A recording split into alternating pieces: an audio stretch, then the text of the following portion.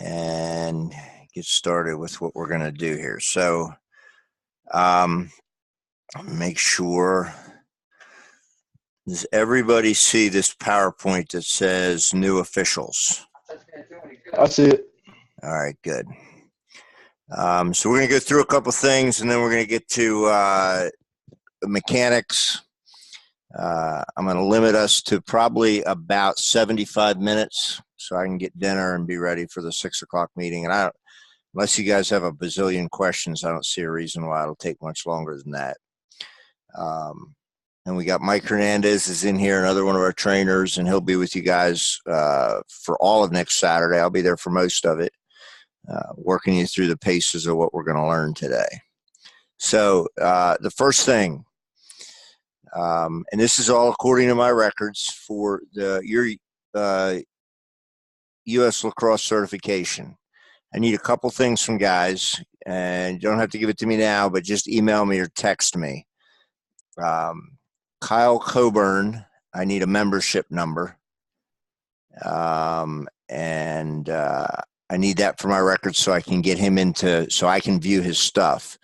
And then according to my records, Kyle Coburn, not Cathers. Kyle Cathers has finished the class. Tyler, Jeff, and Antonio need to complete the class.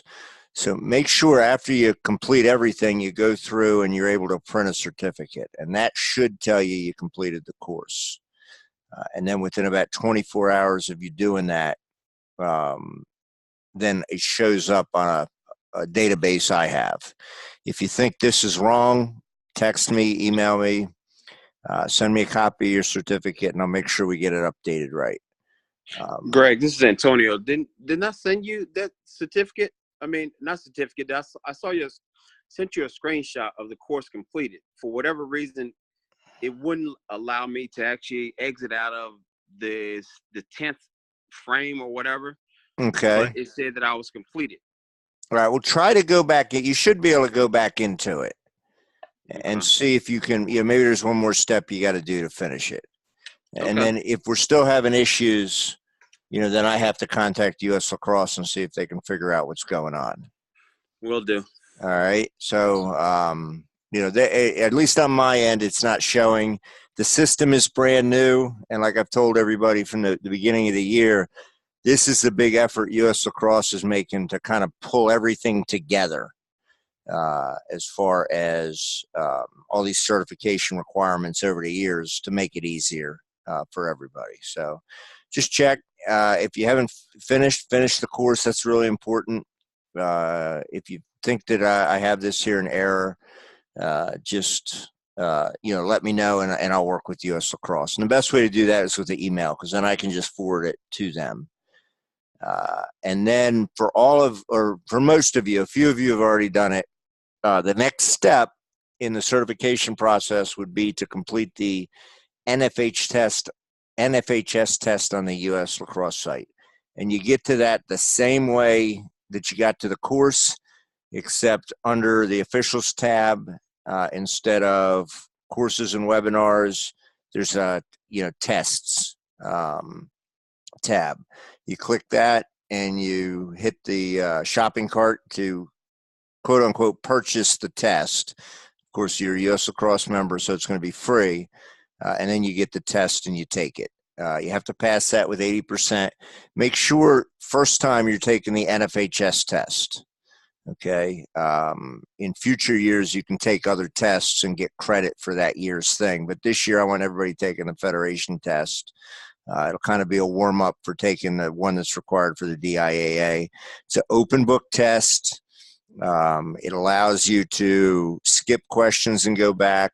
It allows you to go through the rule book.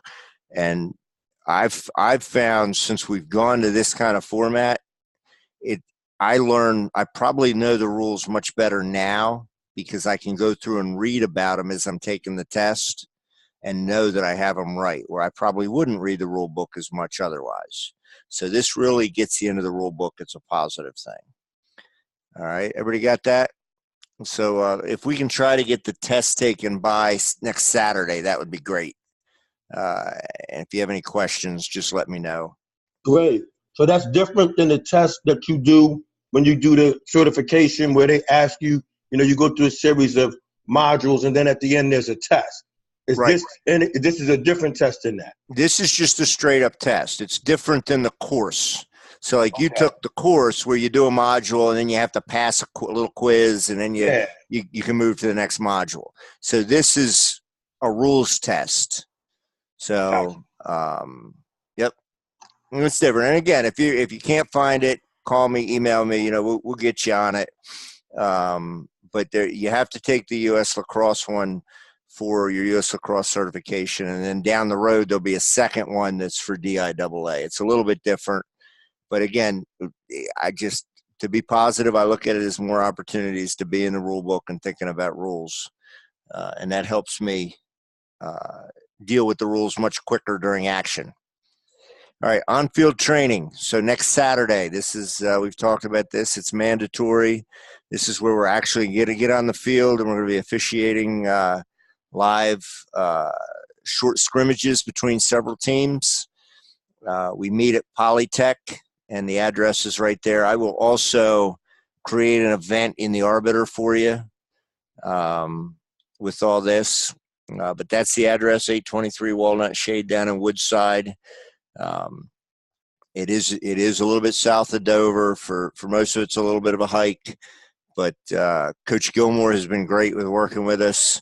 It's consistent. The level of play is perfect for training. It's not too crummy, and it's not too fast. We can sit there and get you guys, make sure we're all moving in the right direction.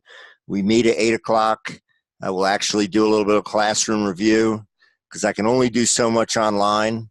Then we'll go out, and we actually start officiating a little bit during their warm-ups.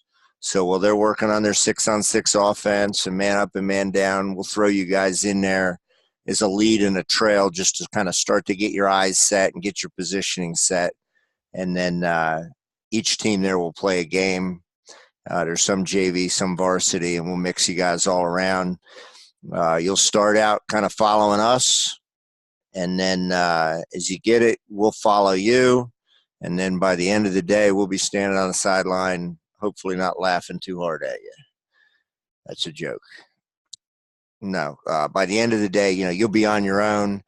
I think from what I know about most of you, we'll be fine. Most of it becomes just little correctional things. And for those of you that haven't officiated, especially at this level before, it's getting the flag out of your pocket the first couple times. That, to me, was the biggest challenge, was just throwing that flag. So that's the purpose of that. Uniform that day is long pants, long sleeve shirt. If you have a black jacket, wear that. Hat, bring everything. I know a couple of you have ordered the sublimated stuff and you're waiting for it to come in. Send me a size. I have a couple extra shirts here that we can throw on you for that if you don't have a shirt yet. The sublimated shirts, the second order of them should be in before we start regular season games. But I have some stuff. So if you need stripes, let me know and we'll get you set up. Everybody understand that? And if you're having a hard time with equipment, let me know and we'll make sure we get you all the equipment. Quick question about the hats. Do we know when the dock hat and the jackets are supposed to be coming in from this year's order? Kyle, should be pretty soon. Again, do I have a pen up here? I'm in my wife's office, so I don't know where anything is. Oh, pens, look at that. Greg, this is George. Yeah. I ordered a dock hat and jacket, and I got it on Saturday. So he sent it directly to you, huh? Yes, yeah. Oh, okay. So it should be coming in, but I'm going to make myself a note. I thought all that stuff was supposed to come to me. That'll be easier if it's coming to people. No, I haven't gotten the hat yet, and I've been waiting on that jacket and hat order. Yeah.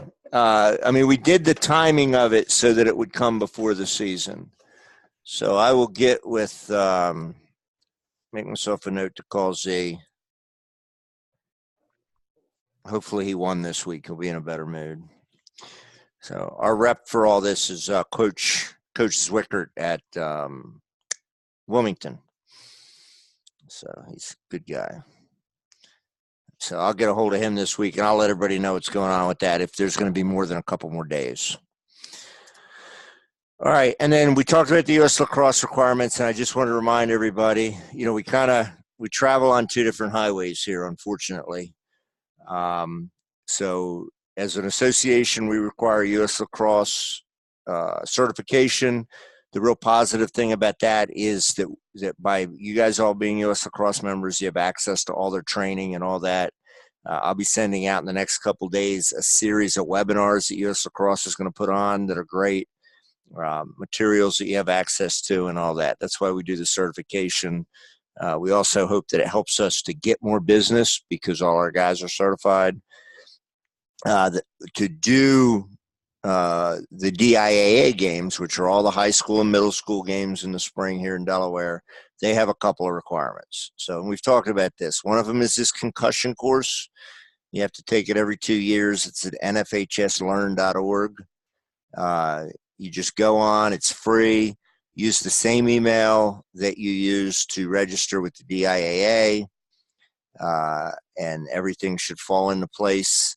Once you finish it, you send your certificate to that email address, DLOA@gmail.com, and Mike Hernandez gives you credit for that. If you're having a hard time with that, especially with the registration, because you guys are new, let me know right away and we'll get that straightened out. Kyle, Coburn, and Jeff might struggle a little bit because we're still just getting your registration in. So if you can't take that, let me know and we'll figure out a way to make sure you get the course done. You have pretty much the whole season to get it done, so it's not a big worry, but I know a lot of you guys like to get all this stuff done. And then the other thing is another NFHS test, and this one's required by the DIAA. Unfortunately, even though they work together to make the rules, U.S. Lacrosse and Federation don't talk when it comes to this test, which is, my opinion, it's sad, but it is what it is. And the way you get to this, and the way you know you're registered, and I'm going to try and come off this for a minute. When you go into the arbiter, all right, and you switch views, you should have a DIAA central hub, okay? If you don't have this, let me know. And again, Kyle, Coburn, and Jeff, you won't have this yet.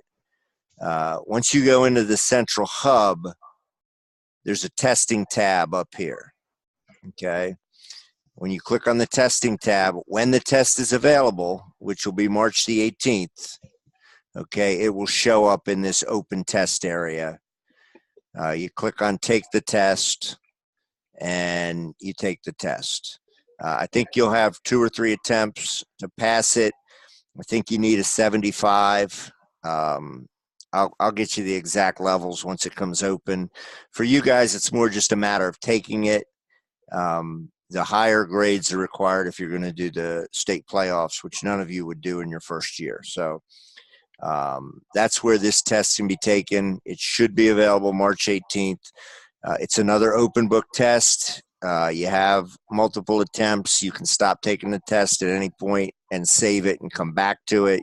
You can flag answers. You can do all that kind of stuff.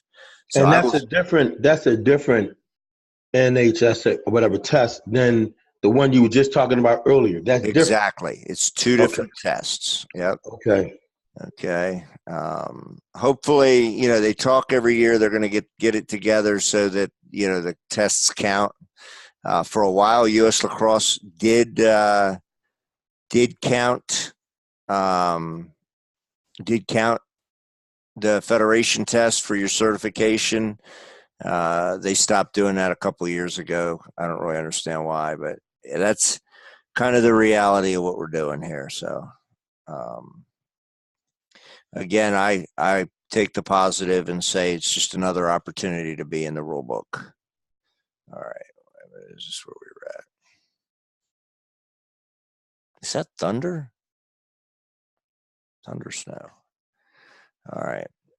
So, and you'll hear about this, you hear about it during a meeting and over, and your first year, we'll make sure you get it all done and you won't be penalized in any way. All right. Let's see. All right. Last thing I want to talk about real quick. I think everybody is in the arbiter now. Is that correct? You should start seeing some games show up. Again, as new guys, you'll start out. It might not always seem like as many as you want, but as the season goes on, if you have availability, you'll get used. If you're having issues with the arbiter, let me know, let JP know. Scrimmages, of course, you guys are doing the play day at Poly, and we'll talk during the regular meeting more about scrimmages. We're kind of in a little, I'm trying to think of the best way to put it, kind of a little work stoppage type of thing, where we're not working any single game scrimmages, and it all has to do with the rules that the DIAA has for all sports, where they don't allow schools to pay for 2-team scrimmages. And specifically in their ruling, they say a scrimmage is defined as something where officials are not paid. And we're taking umbrage with that. There's several associations that are going to be doing the same thing until they fix that rule. So, we need to be solid on that. And as I came up through the Southern Lacrosse Officiating Association and DLOA and the different groups, when these type of things happen, we need to stay solid. So even though it seems like, well, what's the big deal if I go work a scrimmage for my buddy at this school or that school? It makes us look like we're not together. It makes it easier for them when what we want them to do is go and get the rule fixed. Why would anybody want to do a scrimmage and not get paid for it? That's my point. And we're not talking about, full game fees. We're talking about not a whole lot. We're even talking about going to what they let us do with these play days. So with the play days, so if you have 3 or more teams as an association, JP can negotiate a fee. We can't pay you guys directly, but we can pay the association. And that's how we pay for our banquet. It's how we pay for recognition. It's how we do some training stuff, so we can make that work. And we can keep our dues low by doing that. But we can't even do that with a single, 2-team scrimmage. So that's why we're working through that. So if you have any questions, let me know. I'm going to tell the guys in the main meeting today, we've had a couple issues, especially down south, where they deal a lot with Maryland guys, where some of these coaches have gone to Maryland officials and asked them to do it for pay. We fixed that, and the associations down there are with us, and they've told their guys not to work.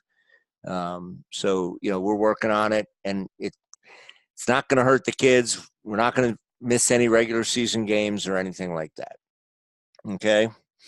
Then the Crew app. I think everybody should be on the Crew app. Again, if you're not, throw me an email. We'll get you on the Crew app. The other thing I want you to make sure on the Crew app that you have is a group you should be in a group called the Applicant class, and you should be in a group called You Make the Call. So if you're not in Crew, or if you're in Crew and not in one of those 2 groups, let JP and I know as soon as possible, and we'll get you set up. All righty. All right, so now we're going to get into mechanics, and we will be in the mechanics manual here, kind of floating around. I'll try to keep you up to date as to what page. Primarily, the mechanics kind of start with page 16, and then the stuff we'll be talking about is more on page 18 and on. I'm going to go over, this will be review, some common terms. Then we'll do some official positions and roles, and this is stuff we've talked about a little bit, but I just want to freshen it up and do a review, and then the actual mechanics of what we do on the field. Again, if you guys have questions as we go along, let me know. Some of this might seem weird looking at it on a screen or talking about it. It'll become, you'll come to understand it once we get on the field. So, again, officiating philosophy is safety, fairness, and fun. All right. So the common terms we have to remember. Play on. Can somebody tell me when we use a play on? Loose ball, technical fouls. Loose ball, technical fouls. Okay. So the guy in white is going to scoop a ball. He gets pushed. He gets pushed over the ball. You want to make sure that he can't turn around and pick it up, or his teammate can't pick it up, and you're maintaining the advantage that they deserve. Okay, and play on simply, we just hold our hand up, yell play on. Keep play-ons very short. The ball should stay within 5 or 6 yards of where it was when you call the play on. If it gets much further, just kill it, and we bring it back and we restart play the way we should.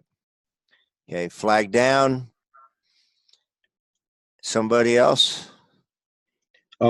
Flag down simply means that we're going to allow. There's one play that's been called.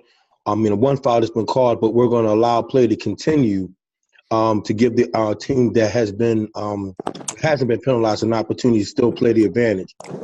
Once they lose possession or whatever, then we would, institute whatever penalty we were going to be assessing. Very good. Thank you. That's Eric, right? Yes. Okay. So, yep, flag down. It just gives a chance to continue, keep an advantage, in most cases, keep the ball. This year they did go to this thing where you don't end the flag down situation until one of the things of goodies is met. All right. And that would be a goal, an out of bounds, an offensive foul, several other things. And then the last thing is a second foul, a second flag. So make sure you know that. But flag down is important. We throw our flag as high as we can in the air, and you yell flag down and make sure we're echoing that among ourselves and communicating it. All right. Keep it in. I'm not going to spend a lot of time on this. It's our stall warning. It's where they have to keep it in the box. Okay, there's our field. We may refer back to this. We'll see this quite a bit. All right, two-person mechanics. So basically, what our mechanics Greg? tell, yeah. Greg, this is George. Can I ask you a quick question? Go for it. Is there in basketball officiating, there's a difference? You put your open hand versus a fist in the air. Is there a difference? Like, is a play on? Should we do with an open hand or a fist? Or does it matter? I mean, generally, you use your open hand. Is probably the best signaling. There's no real reason to do a fist. Do we ever use a fist like on calling a technical foul? The only time you would a closed fist would be on a conduct foul, which would be one hand, and you do a fist because then you're not pointing. You're saying that's a penalty. And then a full unsportsmanlike is both hands with your fists. Okay, so because the difference is when you're pointing a direction or you're pointing, if you're doing a C note, you're pointing in the direction of the color and you're pointing in the direction you're going. You're going to do it with open hands like that. Does that make sense? Yep. Thank you. Excellent. Okay. So the biggest thing about making the right calls is being in position. And if we follow our mechanics, we will always be in the right position. Okay. Player safety is always first. Okay. And one of the reasons, if you're going to be the goal official, we want to get down there because most of the big stuff happens, right in front of the goal. Okay. Fairness. We're keeping things fair. We're making sure one team doesn't violate rules and gain an unfair advantage in one way or another. So our mechanics allow us to do that. And then the final thing is consistency. The coaches, the players, the fans should expect consistency out of us. And it starts with our mechanics, where we are, how we're doing things. If I walk up to do a face-off and I put the ball down first, and I say something different. So instead of saying, come down, set, and blow my whistle, if George walks in and say, okay, down, and just blows his whistle, we're not consistent. The kids don't know what to expect on face-offs. If we're all pointing in different ways or using different signals, nobody really knows what we're doing. So consistency is super, super important. All right. Officials are positioning. So we talk about a lead official and a trail official, okay? Lead official simply is the official that is closest to the goal. His main responsibilities are the goal, all right? The trail official is behind the play, okay? And he would generally be up here, all right? Lead and trail. When you look at it on a field from over top, there's the lead and there's the trail.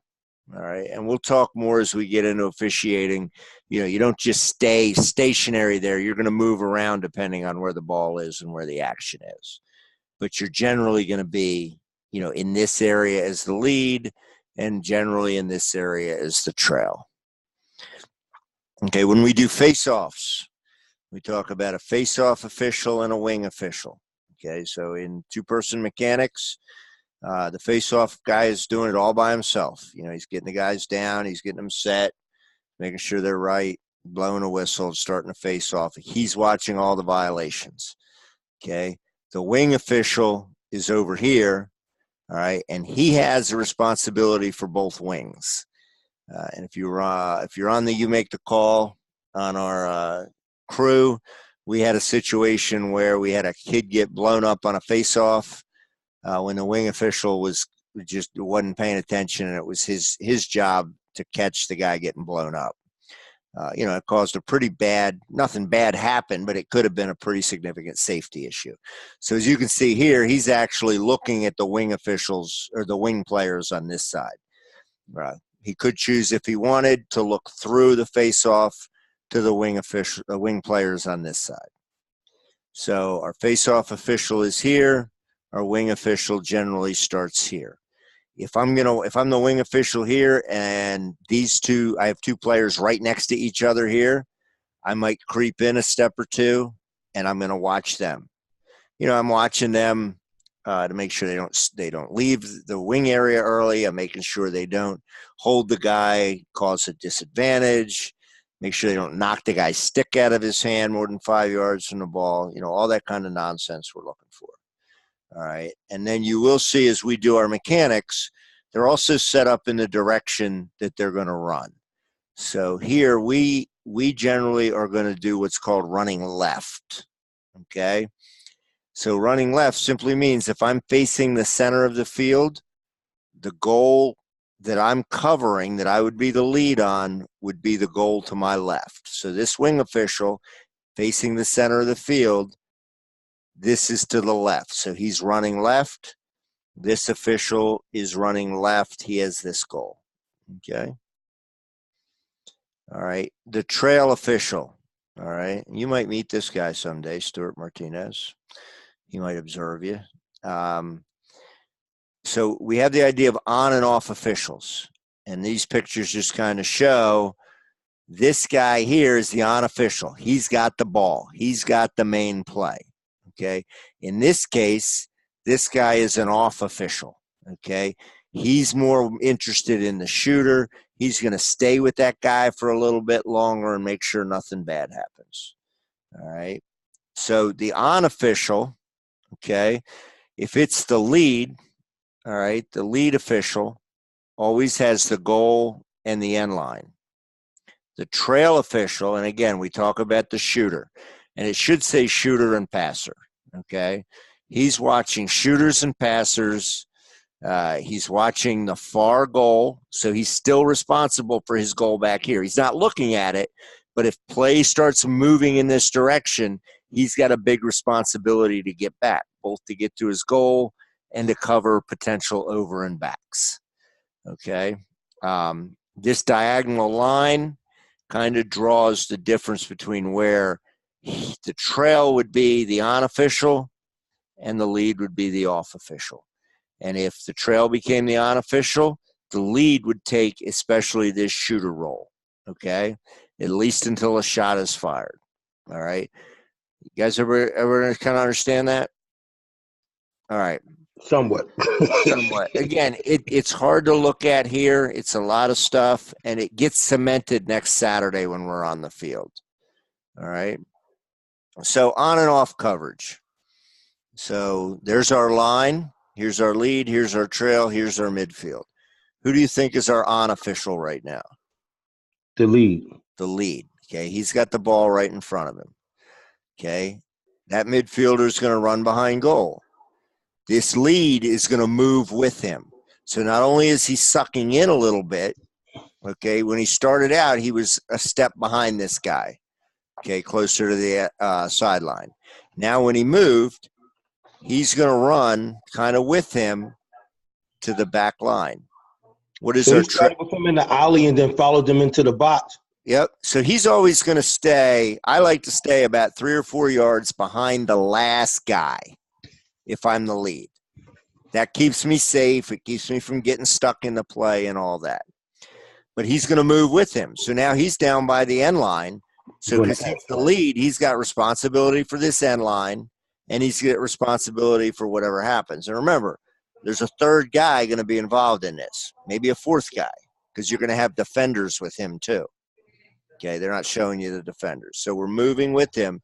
The trail, he pinched in. He came into this side because all the action's going to be here. All right. And this way, if this guy bangs the ball around here real quickly, he's in position. All right. Now let's look at another scenario. Well, okay, so that's how they actually look. So now the midi is at X with the ball. The lead's all the way down here by the end line, and our trail is tucked in. So he can help out with the goal. He can help out with some more stuff closer to the crease because this guy's all the way back here. All right. And that's what that little kind of cone and field of vision shows you. So the lead, who's the unofficial, has a narrow cone. The trail, he's opened up. He's wider. He's got more responsibility. All right. Now, our midi decides, now I got 2 guys here. I got no option. I'm going to run over here. The lead, he's not going to follow him. He's going to run up and get on goal line extended. Okay. And while he's doing that, this midi is going to move that way. And the trail is going to back out a little bit. Because remember, he's got this sideline. He also wants to kind of get out of the way of the play.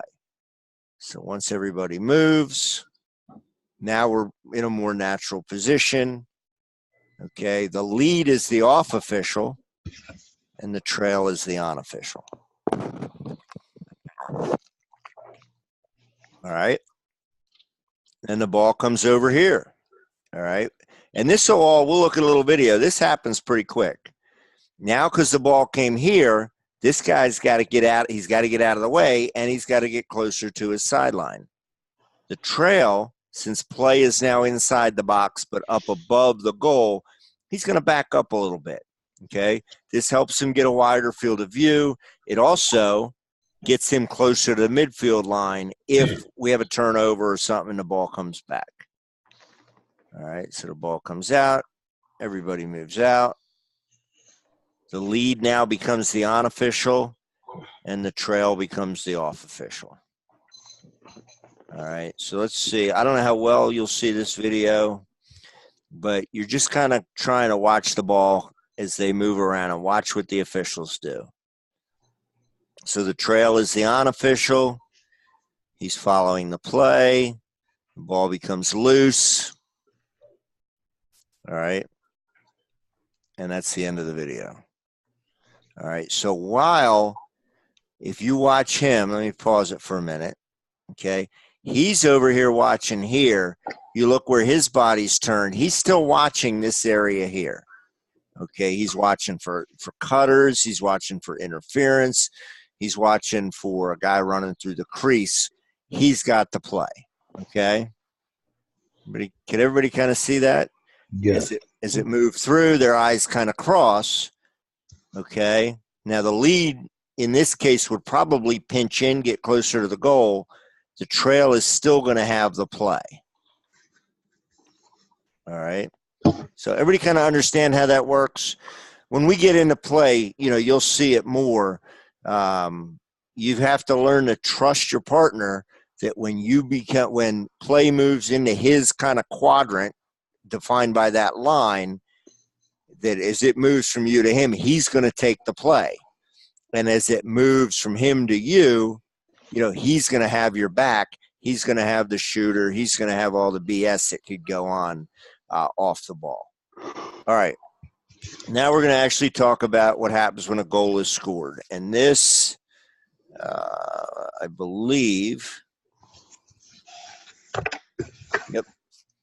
So this is kind of covered on page 22 of your manual. Okay. And let's look at it and then we'll talk about it. So ball goes in the net. The lead is going to run to the crease. He's not going to signal yet. He's running to the crease.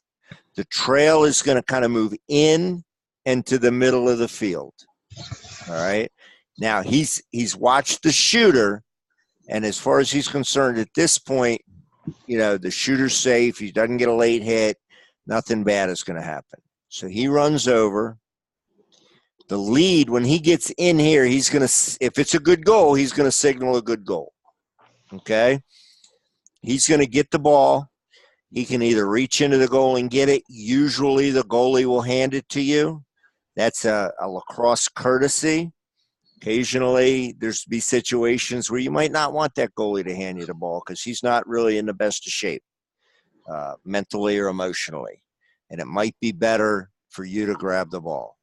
So if he's sitting there, you know, swinging and, you know, screaming at his defenders for not getting cutters and whatever he's doing, say, hey, son, you go talk to your defense. Get them straightened out. I got the ball. But for the most part, he'll hand you the ball. All right. The lead is going to grab the ball. He's going to jog with it up, and he's going to meet the trail. Okay. All the while, you're keeping an eye on players. All right.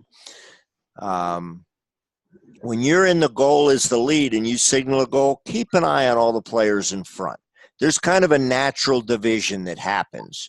Once a goal is scored, everybody kind of, from the team that scored, they come together and they're celebrating, and the defenders kind of get together with their heads down, you know, but then they kind of get around. It's all right. We'll be cool. You know, we'll get it. Generally that happens. The water's kind of part. Everybody goes to where they're supposed to be. Occasionally there's a late hit. Somebody takes umbrage to that. Occasionally somebody on the team that just scores says something that they shouldn't say, which pisses off somebody on the other team. And that's why, as the lead, wait here a minute, make sure everybody parts. At the same time, the trail is kind of watching all the play that's going on up here. We don't have to be in a super rush. You know, we want to make sure the first play is over. And it's not over just because the ball is in the net. You know, there's other stuff that could happen. All right, so he's run the ball up. They've met. This is a good opportunity for a quick communication if you need it. And we go with that. So now the trail will have the ball. Okay, the lead hands the ball to the trail. To keep it moving, if things are going well, you can do a 5 or 6 yard chuck at this point. But in regular high school ball, middle school ball, don't throw the ball all the way up here to the guy. We'll talk about that in the summer. But for this, come together. You make sure we know what we're doing. The trail is then going to take the ball. He's going to run to the midfield line, and the lead is going to go to his wing where he would be running left. Okay? So boom and boom.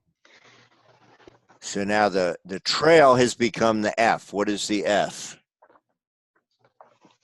Face-off official. Face-off official. Perfect. And the W is the wing official. Okay. Now, once we're in this position, let's look at this real quick, kind of see what happens. All right. So, boom. We have a score. All right. I'd like to see you jog in and get in the crease before you put your hands up. Okay. You're going in. Kind of see how everybody parted.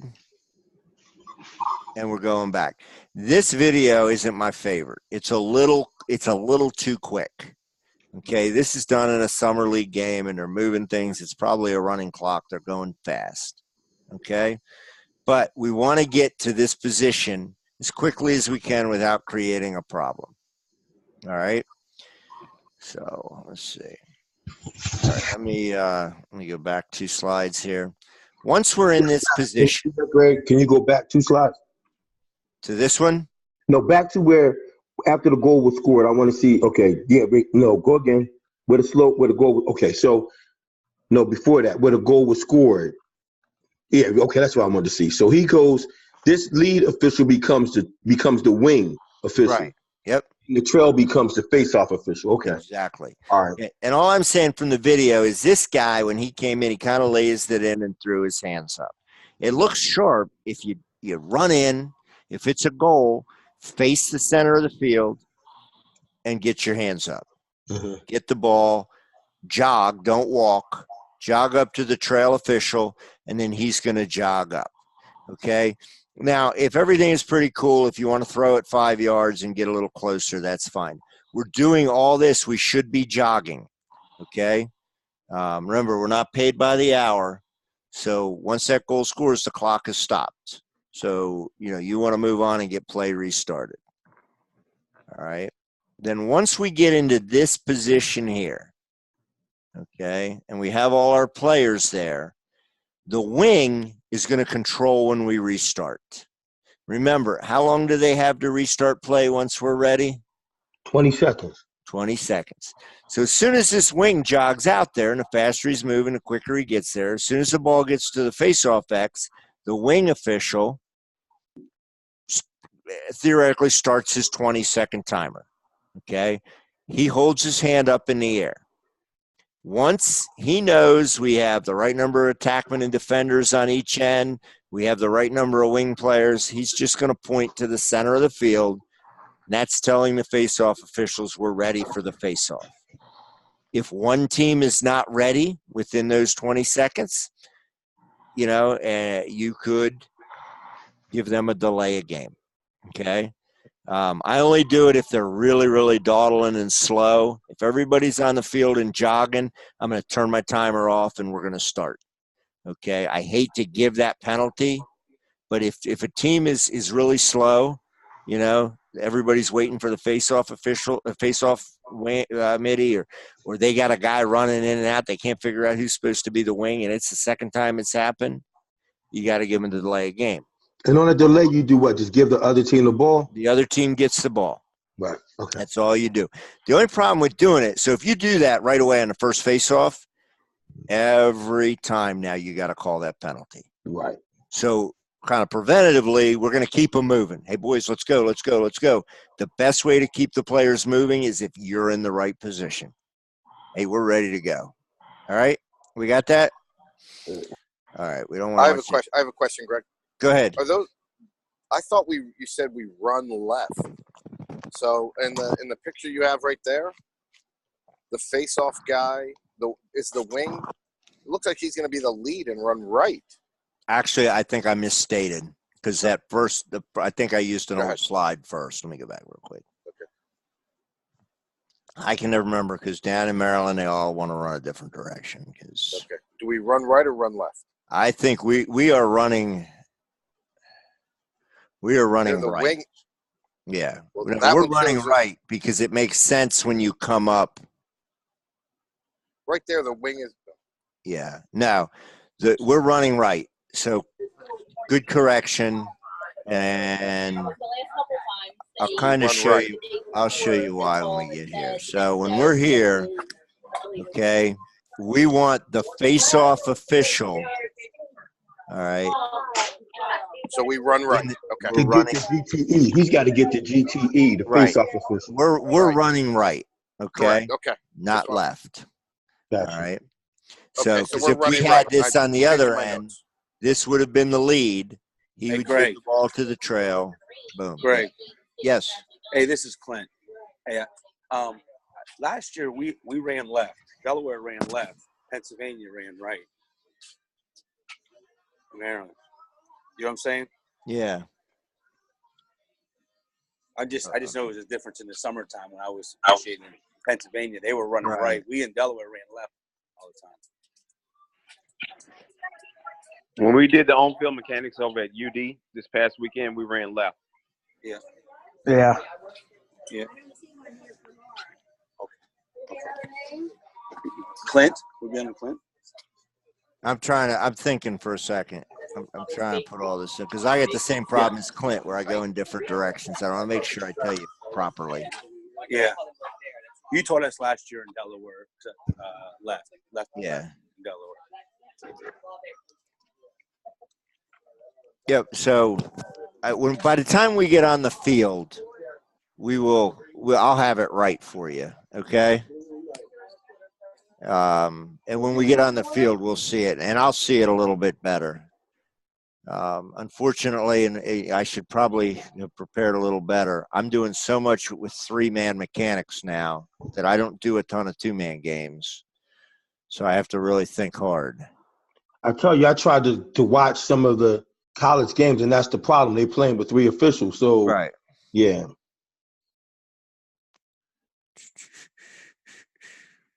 So that would mean these would all be backwards.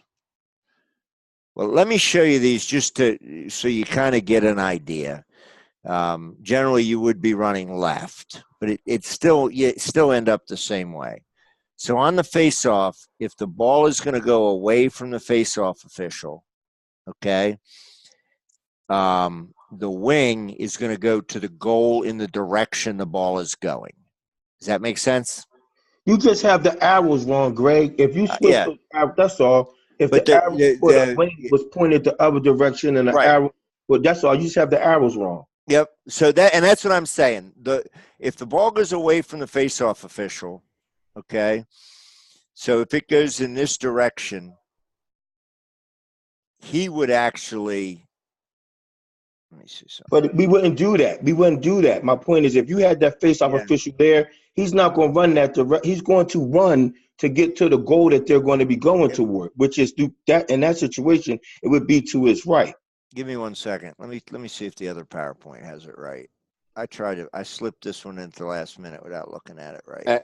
Actually, Eric, I kind of disagree with you. I would think that in this situation, as the ball is going toward the goal, the lead official has the end line and the goal. The face-off official will then be the trail at this point. You're right, Antonio. You're right. It'll be going. Hang on, everybody, hold on 1 second. Let me see something here. All right.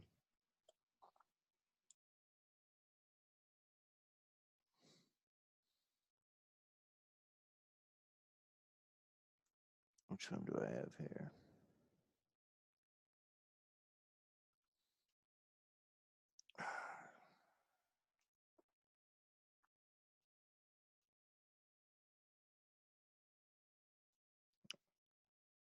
Let's see. I'm using an old PowerPoint. I thought I was being cute, but I guess I wasn't. Greg, do you just want to correct this for the next something so we don't get held up with my question? Oh, I will. Don't worry. I mean, I don't want to hold Yeah, like move on. We'll figure it out when we get outside or for the next thing. You know what I mean? But I want to show these right, so I'm going to switch to a different PowerPoint, I think. This is still, yeah, okay, so this one is right.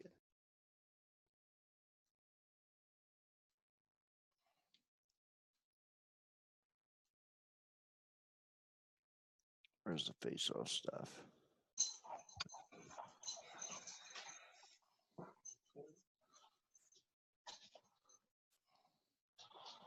Just show me a little patience here. We'll be good.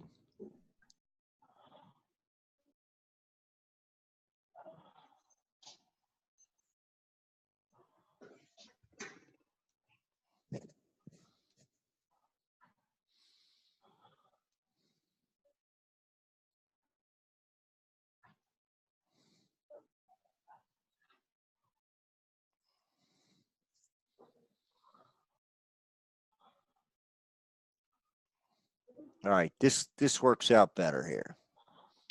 So let's look at this one. Okay, so when we start the face-off, all right, the face-off official is here, the wing official is here. Okay, if we're running left, all right, the ball goes this way, the face-off official is going to kind of banana around, he becomes the lead. The wing official comes through here, he becomes the trail. Does that make sense? We're running to the left. Yeah, Greg, that looks great. Okay. So if the ball goes to the wing official, it's just simply the opposite. Face-off goes to the trail. Okay, and the wing goes to the lead. All right.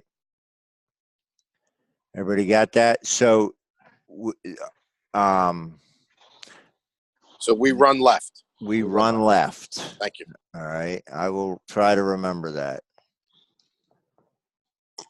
So then back to the main point we were trying to get to. The lead gets the ball out of the goal, and the goal is scored. Lead meets the trail, the restraining box line. The trail becomes the face-off official, and the lead becomes the wing, and we basically set up what we've got right now. Exactly. It's just on the opposite side of the field. Okay. So, so in that case, goal scored, this lead runs in, trail comes over, they make the switch, he becomes the face-off official, he becomes the wing official.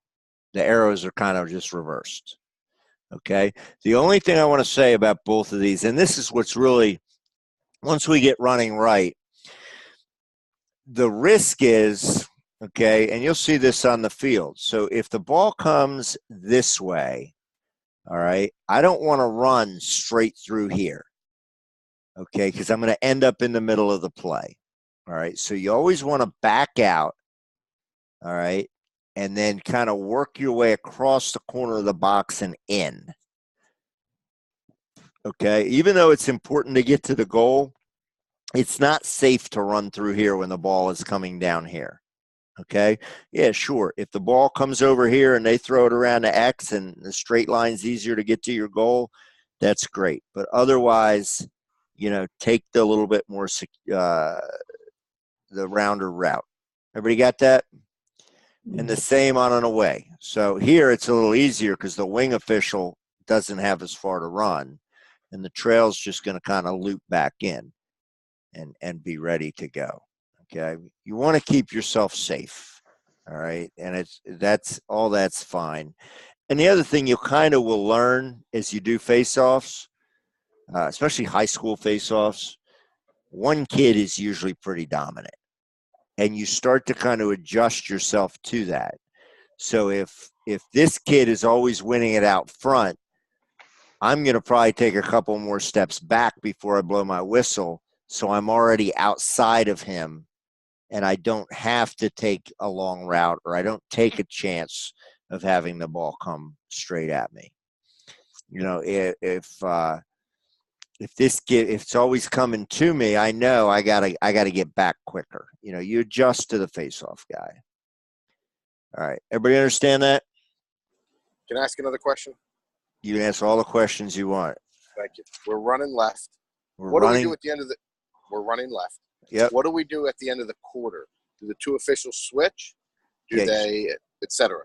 So, So go ahead. the way we do this is the person who's the referee in the crew, he's going to run the far side the first half, and he's going to run the near side in the second half.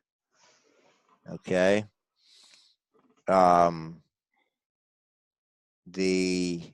So that would make the start of every quarter, this guy who's on the far side is always taking the first face-offs of the quarters. Got it? Does that answer your question? That's not clear, Greg. I'm not clear. Can you Okay. repeat that one more time? So when you get your assignment, you will have a referee and an umpire. I guess I should make that clear. Okay, the referee is essentially the crew chief. Okay, and the umpire is the other guy. But you're both referees. There's no difference in what you can and can't call. It just kind of has to do with, who's in charge that day. Generally, the coaches won't know it. The players don't know it. Nobody else knows it except you guys. The referee will lead the coaches' discussions and the coin toss and all that. But once you blow the whistle, everybody's making all the same calls. The referee might, if we have a tough decision, he might have to make that decision. Okay? Does that make sense? So that referee, the guy who is the referee, or we call him commonly the R, is the face-off official in the first and second quarters, because he's always going to run this far side in the first half. At halftime, you're going to switch, and the referee is going to run on the near side. Does that make sense? Yes, thank you. Okay. I got it. I don't know, but I'm speaking for myself. I don't know about anybody else. Yeah. Is that clear? Yeah, so in that Yes. second half, that the umpire is going to be the first one to take the face-off position At halftime. That's at correct. halftime. Right. Okay, Yep. I got you. Yep. And kind of go ahead. All right. Kind of the philosophy behind this is the referee, as the crew chief in the second half, when things start to get a little hotter and tighter, he's got better access to the coaches and the benches. Mm-hmm. He can keep better control over here. All right. As we move guys up, we try to make, we don't really discern like, in your first year, if you work with me or you work with JP or you work with Mike Wilbur, you'll always be the umpire. But if you show you're pretty good, by your second, third, fourth year, you'll start being a referee and we'll be the umpire. And that gives you the opportunity to learn how to be a referee and learn how, to do all the game management stuff and all that with one of us kind of helping you through it. So, all right. Out of bounds. As soon as the ball goes out of bounds, first thing on the left, we put our hand up, blow our whistle. Okay. And then we're going to put our hand kind of down and we're going to point the direction that we're going to go. All right. Does that make sense? All right. When we do a restart, okay, settled restart from an out of bounds. All right. Always remember that the guy on this side, all right, it has responsibility. He's the lead in this case right now. He has all the responsibility for this sideline and this end line. Well, the trail has this sideline and this end line.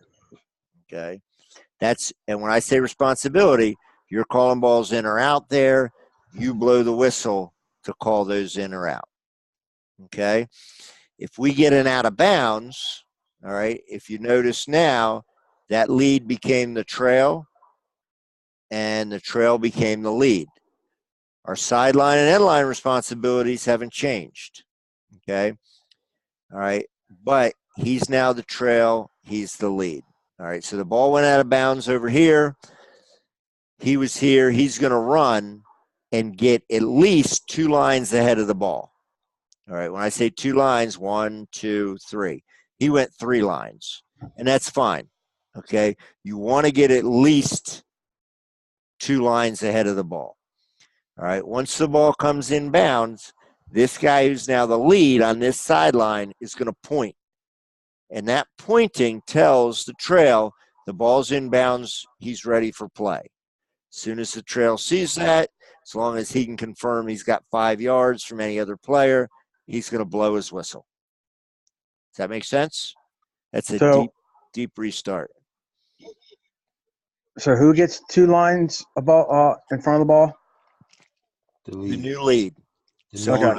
on a clear in transition, you want to get 2 lines ahead. And then he's going to point to the trail official, letting the trail position know he's in position and ready to go. And the trail official is going to blow the whistle, or the lead's going to blow the whistle. Nope, Okay. the trail is going to blow the whistle. Okay. So the lead is going to point. Well, the lead is getting in position. The trail's going to have his hand up saying, okay, I'm ready for play. As soon as he says he's ready for play, we're going to blow the whistle. Okay. All right? Yep. All right. Penalty relays, we've done all that.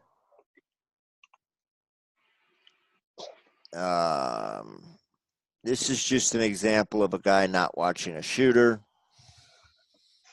Okay. You see how his cone is here and he's here.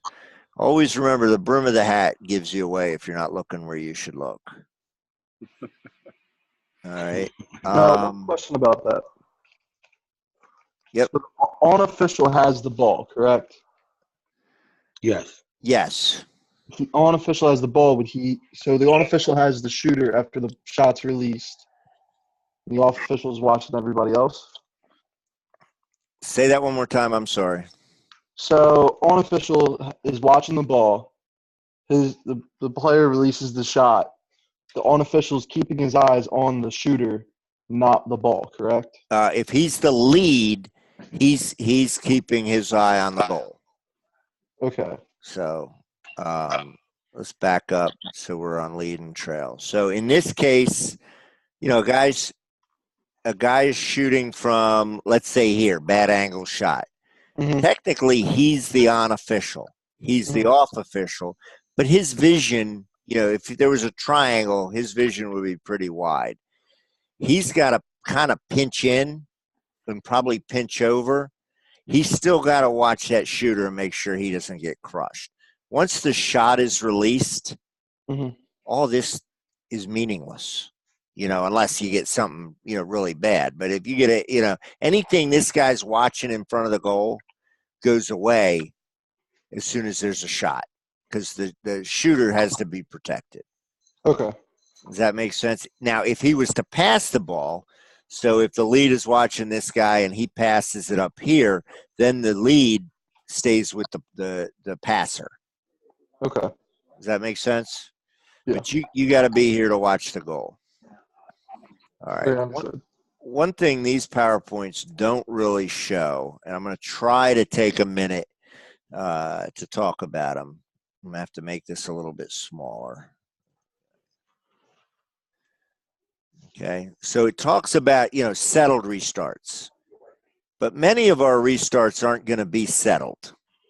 Okay, many of them are going to be unsettled, and they're not necessarily going to be nice and in this uniform type of deal.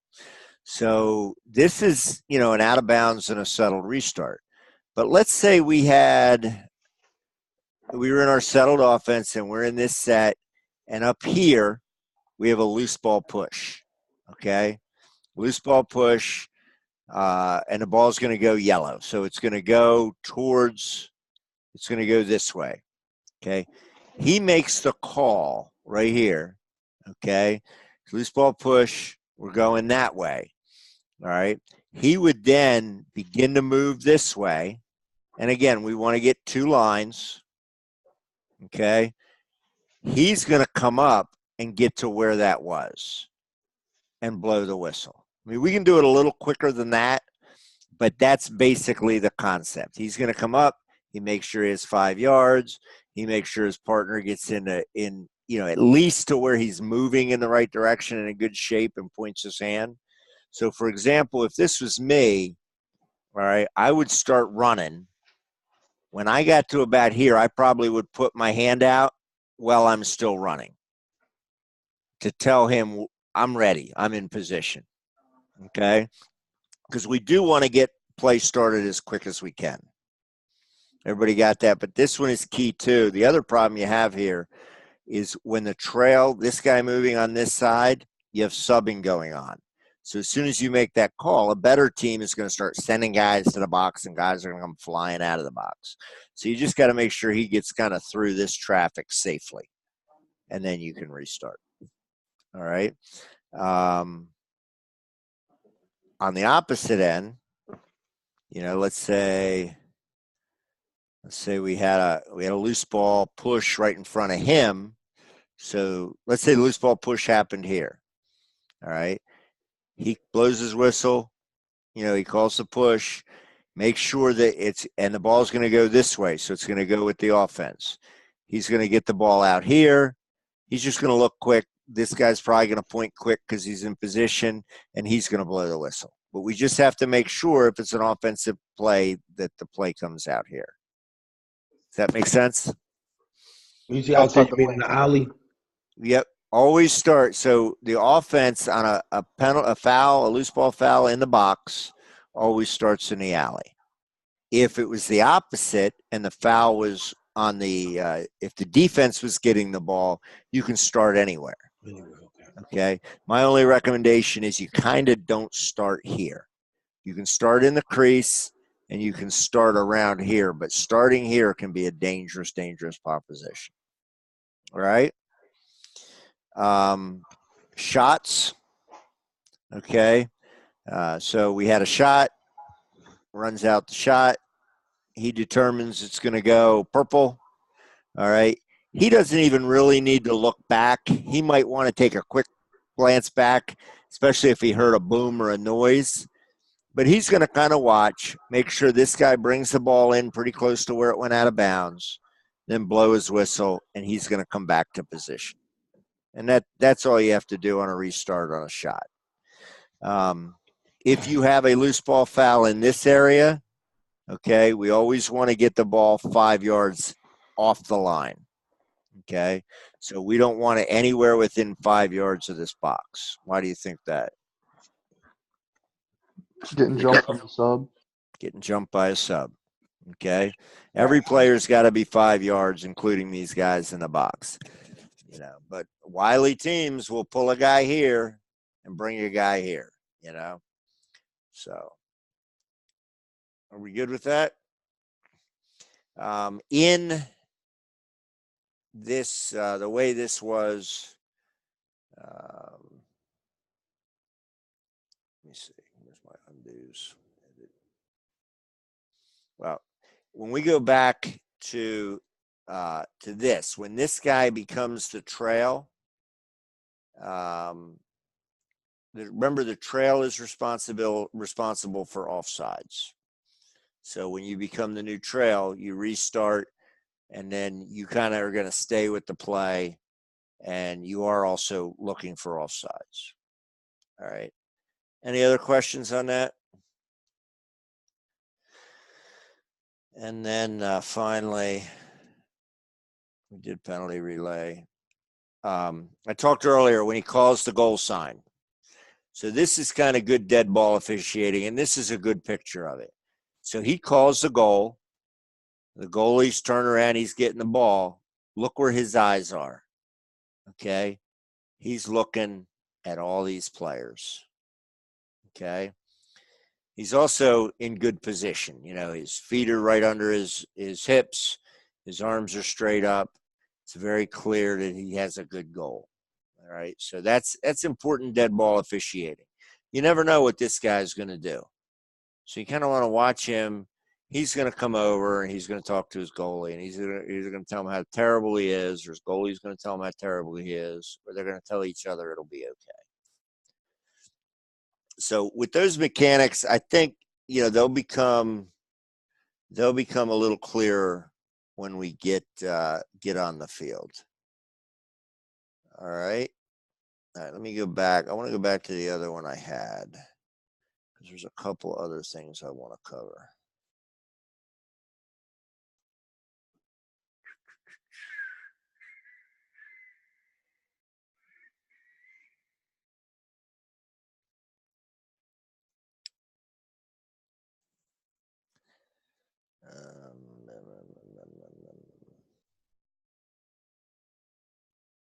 Okay. Equipment checks and timeouts. Okay. Once a team calls a timeout, this is a good opportunity for a lot of shenanigans. So let's say, you know, the red team called timeout. This lead blew the whistle. Can everybody see the PowerPoint I have up now? Mm-hmm. Okay. He called timeout, this guy. The lead kind of comes up to the center, and the trail kind of comes up a little bit above, but we're watching the players. And we want to watch all of these players, because you don't even, you know, these guys are fine, but you're going to have all these guys crossing. Okay, so we want to make sure that we're focused on that. We're going to get one stick from each team. All right, the one guy is looking this way and the other guy is looking this way. This guy here is the guy who's doing most of the face-off checking. It doesn't matter who it is. Some referees will say, I want to do all the stick checks. You know, and other guys don't really care. You check your own stick. The point of this is, during the equipment check, we have a focus on what's going on here. And even though we grab the sticks while they're crossing, we don't really focus on the sticks until both teams are over here. So here's kind of, he calls a timeout. Trail comes back, lead comes back. Those players go there. That player goes there. We want to make sure that they've all crossed and they're fine. We can get the sticks kind of as this is happening if we're doing a stick check. All right. And then once they're there, we stand here. And then, if we're not doing stick checks, we can come together as long as we're watching these players. All right. Timeouts and between quarters are not times for us to sit and, that's not our big break. All right. Anybody have any questions? Yeah, I do. This is Antonio. I know that we're there for the safety of the kids, and to be consistent. Last year, for high school football, there seems to be a lot of there was a few fights that occurred. Mm-hmm.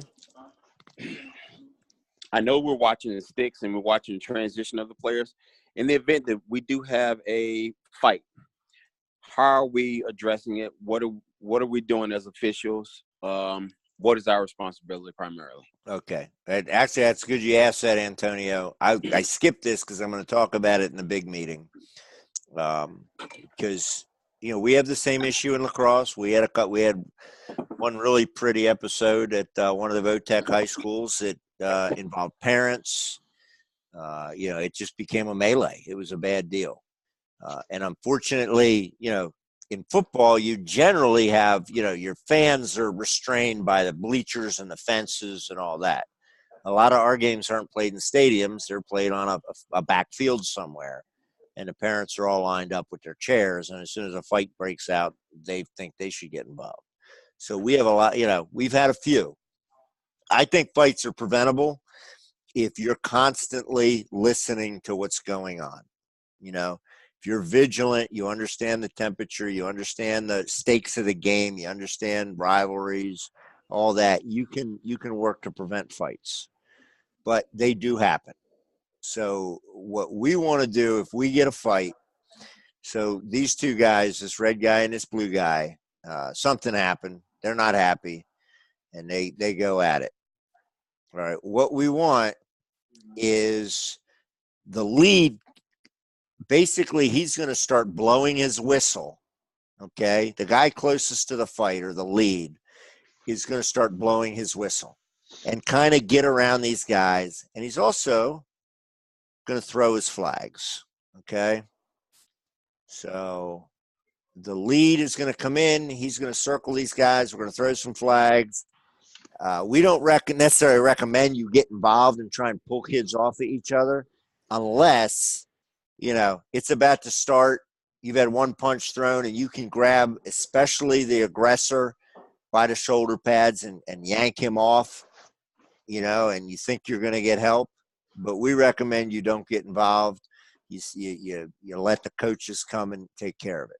Well, that's going on with the fight. The trail is going to he's going to turn. He's going to hold out his hands, and he's going to freeze the benches. And at this point, by rules, the only people allowed on the field are the head coaches to go get their player. Exactly. Okay. And if you see players, anything like that, that's where you take your card out and you try to get as many numbers as you can get. The same with this guy. If he can't get it stopped right away with his whistle and his flags, okay, then, let the coaches come fix it. Okay. Assistant coaches are supposed to aid you in freezing the bench. They've been instructed of that. The coach is supposed to tell them, and that's their responsibility. No other players should be coming out. The only other person you might see is a security guard, an athletic director, somebody like that. Once you identify them, that's fine. Once the fight is over, we want to get everybody back to their benches. You even want to get them as far away from the cones as possible. And we can slow down at that point. Mm-hmm. You don't want to restart quickly after a fight. Get the coaches to get their kids calmed down, figure out what your penalties are going to be, what you're going to do. The referees should get their stories straight, talk to the coaches, get everybody where they're supposed to be before you restart. Gotcha. The other thing I would say is, usually most likely fights happen late in the game. Guys are losing, they're upset, they're tired, later in the game. as the referees, you always have the ability to say, we're done. You know, it's 12-1 and you just had a big melee and there's 4 minutes to go. Nah, we're done. You know, game's over. Everybody go to your cars. We report that. We let the conference commissioners figure it out. We let Tommy Newbauer at the DIAA figure it out. And, you know, we'll be fine. If you don't think things are under control and nothing good can really happen from the game restarting, you know, if you got a game that's 15-1 and you just had a big fight, can anything good really happen? Nothing. In those 4 minutes? Nothing. You know, nothing. You know, so, and then the last thing with fights, I don't know what you guys do in football. That final horn goes off, you're off the field. We don't referee handshakes. We don't don't go over and shake the coach's hand. You know, it's not soccer. We're not all buddies after the game all the time. And even if you have friends, buddies, you know, who are the coaches, whatever, you get off the field. Even if it was an innocuous game, just go. You can call people later. You can talk to people later. Yeah. I guess we go on the field together. We leave the field together as a crew. So 100%. And the other thing I'll say with all that, I mean, we've had very few issues. You know, I know football had a couple big ones. Yeah. And you know, we don't have locker rooms to go to. We don't always have security. My recommendation, part of your whole pregame thing, you know, is you're talking to your partners. Where are you going to park? You know, because we're parking together. Yep. And I back in. I back my car in. You know, I've had one issue in my whole career. It was at a playoff game where a team walked in and thought that they were going to roll out of there really quickly, and they got beat. And the worse they played, the more they blamed us. And you know, we were that's always the case. We didn't have good field management, and nobody opened a gate that would have been easy to get us out of there. So we ended up kind of in a situation where we're crossing with the parents of the losers. And, you know, you can imagine. So it very, very rarely happens, but the best preventative way to happen is for you just to get off the field. Go, let the teams come together. We shouldn't be, you know, some guys, it was kind of old school to stand there and have your hands at your back and watch them cross and shake hands, and we don't do that anymore. So, gotcha. But that's a good point. We'll talk more about it later. We're running left, and I'll have to always remember that. And I got to delete that old PowerPoint because that's what really got me in trouble. As I used the newer PowerPoint, I gotta. It's very sparse. Like I'm using the stuff US Lacrosse has given me, and that has hardly anything in it. So I was a little surprised. Like Greg, I said, that slide that you're looking at right there, they're running right, correct? Yes. Yep. Because this is from the old PowerPoint. So I'm a good teacher. I steal most of the shit I use. So just got to give the right footnotes. Give the right foot. No, you know what? I did this. I had the new PowerPoint. I looked at it, and then I started looking at it later this afternoon before we come out. I said, you know, there's some stuff missing here. So I threw the old PowerPoint in, and that's where I got in trouble. When we get on the field, so on Saturday, be there. We need you there. It's very important that you get this good basis. Mike Hernandez will be there with us. I think Karen will be there with us, and she'll be your primary observer your first year. Hey, Greg, real quick. I heard you say something about, you know, you want us there at 8:00. Quite frankly, you know, that's like a 2-hour drive from me and Clint. So Okay. what time are you really talking about getting started? Do you understand what I mean? Like, well, what we do I is don't want to get there at 8:00 and have you guys eating coffee and donuts for a half hour. You know what I mean? Well, we'll be eating coffee and donuts, but the way we've done it in the past is Coach Gilmore gives us a classroom, and I can get in there in the classroom and I can put some of this stuff up on the board, and I can put us in position. I can get us out on the field and start to really talk about where we're going to be. I'm I promise you, we're not gonna sit there and BS for an hour. Yeah, that's what I'm saying. You know what I Wait mean? I'm for like, them what? to get If ready. y'all want to be CP time, what's the real time? Right? No, because chances are what I'll do is I'll ask Coach Gilmore and Coach Madison, who I think will be there from Conrad and a couple other guys. I'm not sure who he's gotten. We get their face-off guys, and we get you guys doing some face-offs. Got it. Okay. When they're warming up, they're in 6-on-6. We're over there showing you, how to move and where you need to be. And, Cool. in my mind, I can teach you more in a 6-on-6 set than I can with them just playing. You know what I mean? I do. I mean, it's like they're moving, but they're kind of doing the same thing for 15 minutes. So we're doing the same things, and it really cements in what we're going to do. So I know it's 2 hours.